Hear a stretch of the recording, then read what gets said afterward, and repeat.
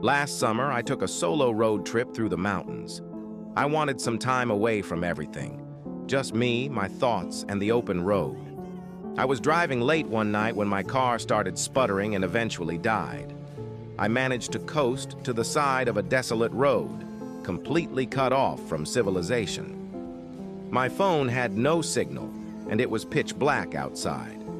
I remembered passing a small town about 10 miles back, so I decided to walk there and look for help. After what felt like hours of walking, I finally saw a faint glow of lights ahead. As I got closer, I realized it wasn't a town, but a single house. It was an old, run-down farmhouse, but at that point, I didn't care.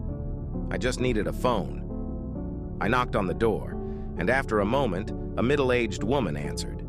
She looked startled to see me, but eventually invited me in. The inside of the house was even more decrepit than the outside.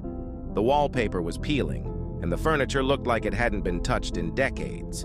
She offered me some water and let me use her phone. I called a tow truck, and they said they'd be there in about an hour. While I waited, I made small talk with the woman.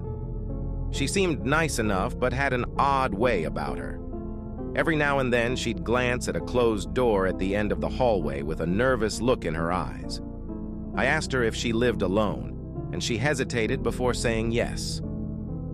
About half an hour later, I heard faint shuffling noises coming from behind that door. I asked her if she was sure she was alone. She laughed nervously and assured me it was just the house settling, but her eyes told a different story. Follow for part 2.